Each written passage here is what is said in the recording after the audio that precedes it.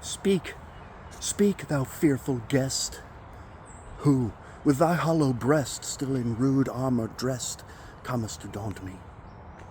Wrapped not in eastern balms, but with thy fleshless palms stretched, as if asking alms, why dost thou haunt me? Then from those cavernous eyes pale flashes seem to rise, as when the northern skies gleam in December, and like the waters flow under December snow, came a dull voice of woe from the heart's chamber. I was a Viking old. My deeds, though manifold, no skald in song has told, no saga taught thee. Take heed that in thy verse thou doth the tale rehearse, else dread a dead man's curse. For this I sought thee. Far in the northern land, by the wild Baltic strand, I with my childish hand tamed the gerfalcon, and with my skates fast bound skimmed the half-frozen sound that the poor whimpering hound trembled to walk on. Oft to its frozen lair tracked I the grizzly bear, while from my path the hare fled like a shadow. Oft through the forest dark followed the werewolf's bark, until the soaring lark sang from the meadow. But when I older grew, joining a corsair's crew, o'er the dark seas I flew with the marauders. Wild was the life we led, many the souls that sped, many the hearts that bled by our stern orders. Many a wassail bout wore the long winter out.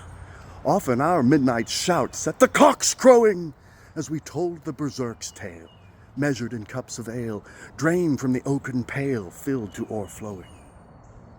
Once, as I told in glee tales of the stormy sea, soft eyes did gaze on me, burning yet tender, and as the white stars shine on the dark Norway pine, on that dark heart of mine fell their soft splendor. I wooed the blue-eyed maid, yielding yet half afraid, and in the forest shade our vows were plighted. Under its loosened vest fluttered her little breast like birds within the nest by the hawk frighted.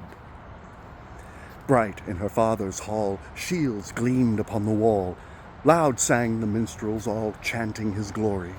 When, of old Hildebrand, I asked his daughter's hand, mute did the minstrel stand to hear my story. While the brown ale he quaffed, loud then the champion laughed, and as the wind gusts waft the sea foam brightly, so the loud laugh of scorn out of those lips unshorn, from the deep drinking horn blew the foam lightly. She was a prince's child, I but a Viking wild, and though she blushed and smiled, I was discarded. Should not the dove so white follow the sea mew's flight? Why did they leave that night her nest unguarded?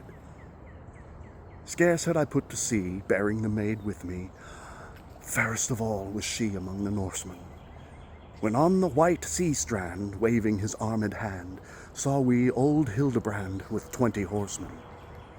Then launched they to the blast, bent like a reed each mast, yet we were gaining fast when the wind failed us, and with a sudden flaw came round the gusty skaw, so that our foe we saw laugh as he hailed us. As to catch the gale, round veered the flapping sail, death was the helmsman's hail, death without quarter. Midships with iron keel struck we her ribs of steel, down her black hulk did reel through the black waters. As with his wings aslant sails the fierce cormorant, seeking some rocky haunt with his prey laden, so to the open main, beating to sea again, through the wild hurricane bore I the maiden. 3 weeks we westward bore, and when the storm was o'er, cloud-like I saw the shore stretching to leeward. There for my lady's bower built I the lofty tower, which to this very hour stands looking seaward. There lived we many years. Time dried the maiden's tears, she had forgot her fears, she was a mother.